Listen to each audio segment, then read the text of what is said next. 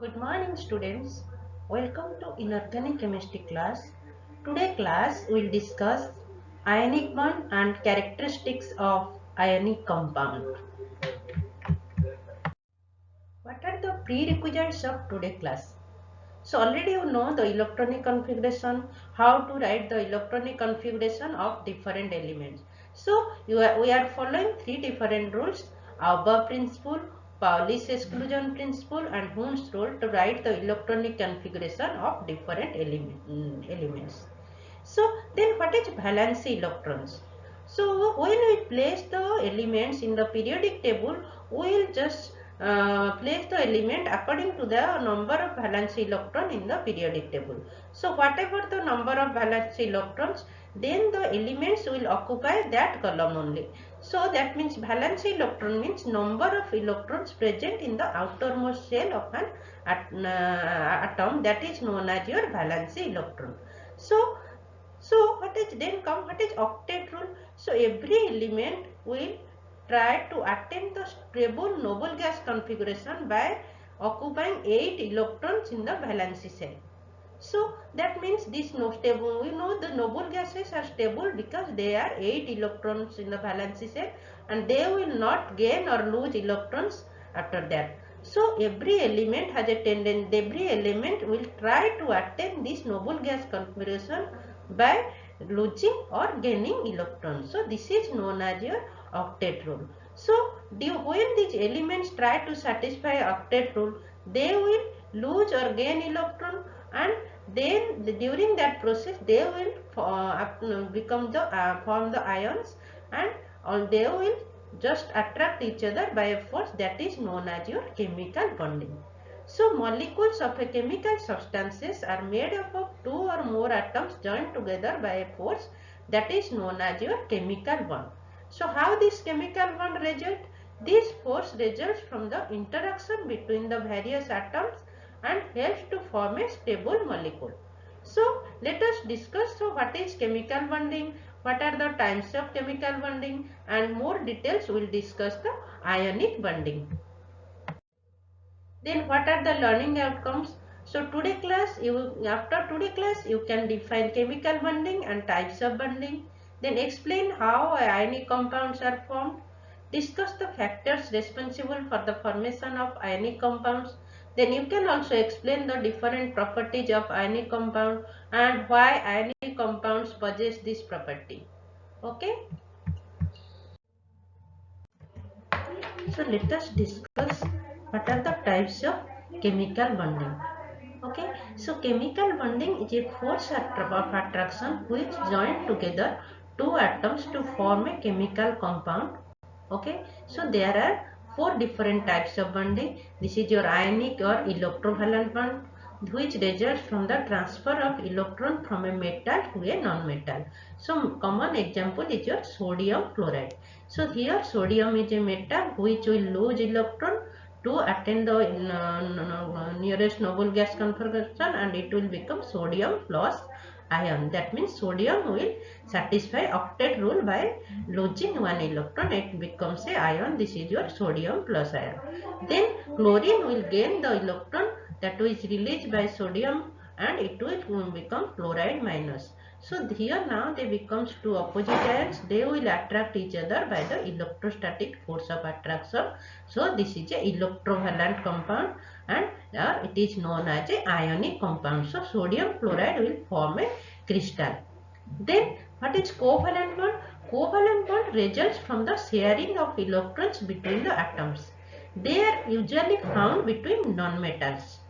Okay, ionic bond or electrovalent bond is found between one metal and another is non-metal. But covalent bond generally found between non-metals. We know in the periodic table metals are placed at the left of the periodic table and non-metals at the right of the periodic table. So when we just find the ionic compounds, so one element is from the left of the periodic table, that is your metal, and another is present in the right of the periodic table, that is your non-metal.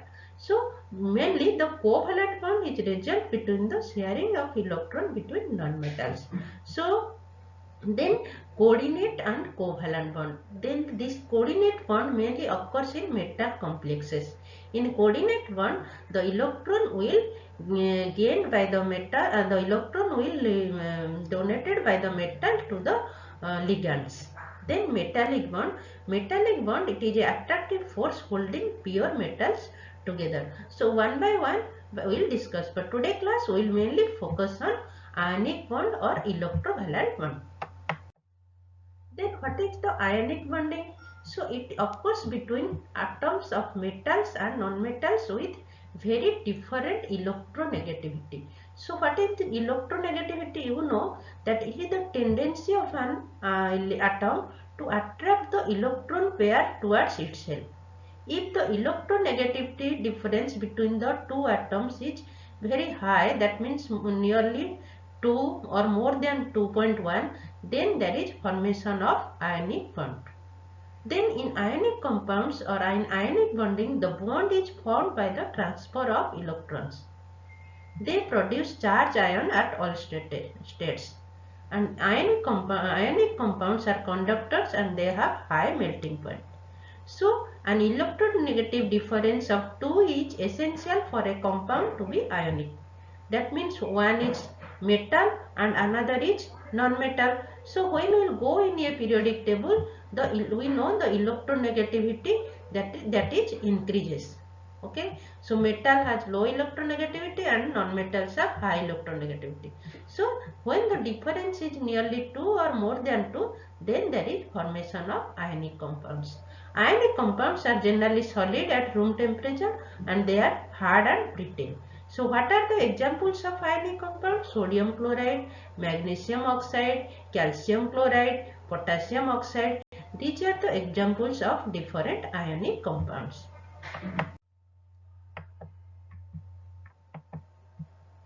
So let us discuss. So let us see how this ionic bond is formed. So in ionic compound, what we discuss, electrons are transferred between valence shell of an atom. So ionic compounds are made up of ions, but the compound itself is overall neutral. So here the metals which lose electron and that electron will gained by the non-metal and the metal will converted into cation plus ion and non-metal will converted into minus ion, and as they are oppositely charges there is a strong electrostatic force of attraction between each other. So they will form a ionic compound. So these ionic compounds are always formed between metals and non-metals. So ionic compounds are also called salts or crystals. Let us discuss how an ionic bond is formed by taking an example. So that means take here the example, here the ionic compound is sodium chloride, that is known as your table salt. So when an ionic bond is formed, this occurs when ionic bond will form when there is electronegativity difference is between 1.7 and 3.3. So let us see for in sodium chloride what is the electronegative difference. So the electronegativity of sodium is here 0.9 and that of chlorine is 3 and the difference is 2.1. So this falls in this region 1.7 to 3.3. So that means the compound, when we see whether the compound is from ionic compound or covalent, just take the electronegativity of the atoms in the bond and subtract it. If this will fall in this range, then your compound is ionic compound. So sodium chloride, calcium chloride, magnesium oxide, these are all ionic compounds. So what are the polyatomic ionic compounds? So sodium nitrate, this is also a ionic compound. Then how this sodium chloride will form? So sodium here it will lose this electron and that will be gained by chlorine. Sodium becomes sodium plus and chlorine become chloride minus. Here these are the different ions. Sodium is plus positive ion and chloride is minus negative ion, and they will attract each other by the electrostatic force of attraction. So this is your ionic compound. So ionic compounds are generally hard solid at room temperature. They have high melting point. They are non-conductor of electricity in solid phase, but they are good conductor of electricity in the liquid. So how this is the pictorial diagram how the sodium chloride is formed. Here you see sodium, it has electronic configuration is 2, 8 and 1. So there is one electron in the valency shell that will lose by the sodium and it will converted into sodium plus. So this electron will be accepted by chlorine and chlorine will converted into chloride minus. So sodium will become sodium ion and chloride will become chloride ion, and they will attract each other by the electrostatic force of attraction, and then they will form the compound sodium chloride. Let us discuss what are the factors responsible for the formation of ionic compounds. So we know generally ionic compounds are formed between metals and non-metals. So metals are placed at the left of the periodic table and non-metals are placed at the right of the periodic table. So that means the ion factor is low ionization energy. What is known by ionization energy? Ionization energy means amount of energy required to convert a neutral gaseous atom to unique positive ion. So that means lower is the ionization energy, so easily the ion will be formed. So lower the ionization energy, greater will the tendency of the atom to change into cation. Hence, greater will be the easy of formation of ionic bond. So for that, generally alkali metals, alkaline earth metals, they will form ionic bonds easily because they have low ionization energy. And we see that these alkali metals and alkaline metals, they are present left of the periodic table. Then another factor is your high electron affinity. So what do we mean by electron affinity? That means it is the amount of energy released when a neutral gaseous atom is converted into a uninegative ion. So higher the electron affinity, higher will the amount of energy released. So higher the electron affinity, more is the energy released and the stable ion will be formed. So the elements of group V6A and 7A have general higher electron affinity, and so they have higher tendency to form ionic bond. That means when you compare these two, group 7 has high tendency to form ionic compound. So see here, then when an ionic bond is formed, there is a release of energy. Here this A will, that means your metal is A, non-metal is B. So A will lose an electron and it will convert it to cation, positive ion, and non-metal B will gain electron, it will convert it to negative ion. They will attract each other by this electrostatic force of attraction and they will form the ionic bond, and that time they will release the energy. So this is known as your lattice energy. So greater the lattice energy, greater is the strength of ionic bond.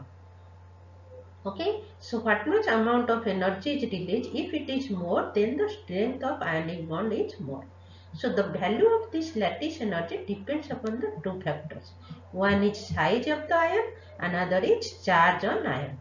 So greater force of attraction to having greater force of attraction between the cations and anions, their size should be small.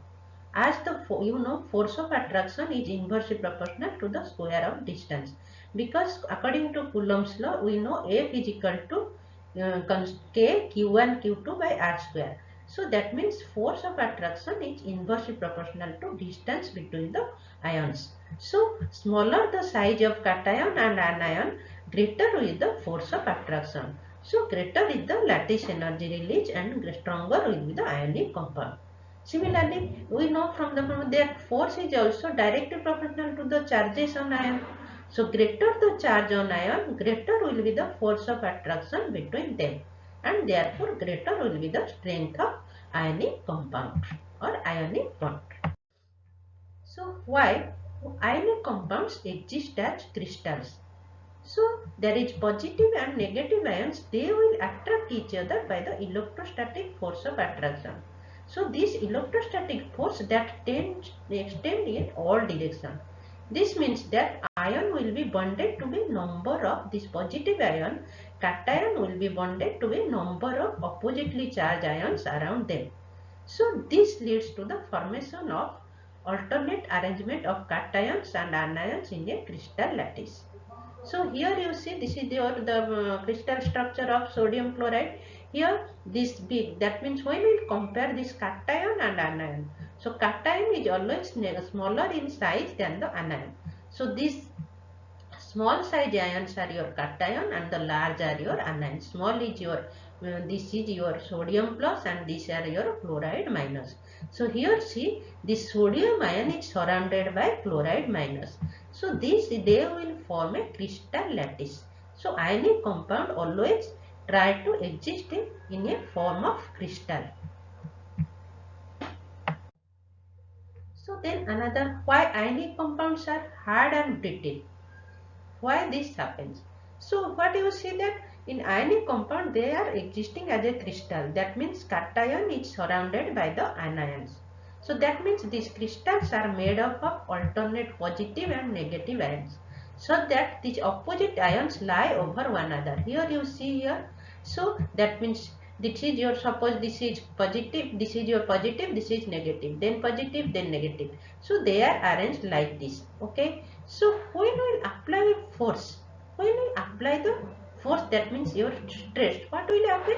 There will be deformation in their shape. They will just replace from their original position. So what will happen? That means just they will repel. What you will see? That means this is one comes in the path of closer to one. That means one is positive, then this one is positive. That means same charges come in the plane of each other. That means same charges come closer to each other. So when the same charges come closer to each other, there will be repulsion between them. So when there is repulsion between them, then they will become brittle. That means they will easily break. So for this, ionic compounds are hard and brittle. Ionic compounds are hard because they have strong electrostatic force of attraction and they are held together by the strong force. So they are hard. But when force will be applied, they will deform their position and same charges come closer to each other and they will repel each other and they will easily break. So that we can explain this, ionic compounds are hard and brittle also. Then what are the other properties of ionic compound? Ionic compounds have high melting point and boiling point. Why this happens? This is due to very strong attractions between the ions. So more energy is required to separate them. Then ionic compounds are generally soluble in water. Why? Because when these ionic compounds they are attracted each other by the electrostatic force of attraction. When these attractive forces between the one ions, water molecules are stronger than the attractive forces among the ions themselves. Water has high dielectric constant, so it can easily solubilize the ionic compounds. When sodium chloride dissolves in water, so this attractive force between the water molecule and sodium chloride ions act to break apart the ionic bonds. Then why ionic compounds have high melting point? Because we know in crystal lattice the positive and negative ions are tightly held together in their position in the lattice.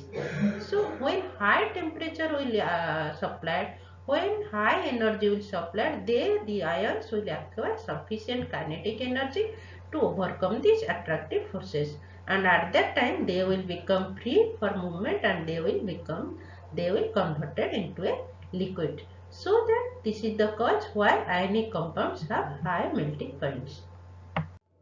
Let us see why ionic compounds are easily soluble in water.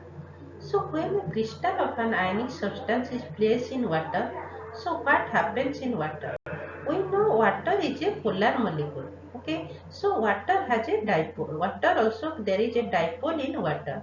So when we see the polarization of water, there is a negative charge, partial negative charge and partial positive charge. When this water molecule will place this sodium chloride or dissolved sodium chloride in water, what will happen? This dipole will create an induced dipole among each other. This chloride minus being negative, it is attracted by the positive end of the water solvent dipole. Then the sodium plus being positive, it is attracted by the negative end of water dipole. So what will happen? these ions, they will get depart from the crystal lattice, and they will just these ions get surrounded by the forces of water molecule, and these ions have lead their independent existence, so they will easily dissolve in water. So water has high tendency to dissolve the ionic compounds. Then, while ionic compounds always try to exist in the form of crystals, so ionic compounds are exist as crystal lattice. That means they have the particular pattern of alternative positive and negative arrangement of ions. So this the smallest group of this arrangement, that is known as your unit cell. What will that means the this unit cell will, it is the smallest group of ions that is repeated. We'll more discuss in the solid state. So there are different type of crystal structures. So there is phase center crystal, then body center cubic crystal, then cubic crystal. So in that is sodium chloride, here you see these small ions are your sodium plus, it is surrounded by the negative ions chloride minus these large ions. So there is this, they will exist in a pattern of crystal. So sodium chloride forms a cubic crystal lattice structure. Then ionic compound, what are the mechanical properties? Already we have discussed ionic compounds are brittle. So when here you see, when the force is applied, this is the arrangement in the crystal. When force is applied, there is deformation. So same charges come closer to each other. When same charges come closer to each other, there is repulsion between them, and they will break easily. So ionic crystals will break on smooth planes where like charges become aligned. Then ionic compounds are so good conductors in liquid state, and in solid state they will not conduct electricity. Why in solid state they will not conduct electricity? Because in solid state the ions cannot move. Solid state the ions are closely bound to each other, but in liquid, when they will dissolve in the solvent or water, so the ions are freely to move. So when the ions become free, they can easily conduct electricity. So in liquid state, ionic compounds conduct electricity. In solid state, they are non-conductor of electricity. Then this is the conclusion. So ionic compound characteristics of ionic, they are solid at room temperature, they have high melting point, they are hard and brittle, they are soluble in water, conductors of electricity, and ionic compounds also don't exhibit any isomerism. Okay, then ionic reactions are also fast. Why ionic compounds will don't exhibit isomerism? Because they are non-directional in nature. So isomerism means there are different types of isomerism: chain isomerism, position isomerism, functional isomerism.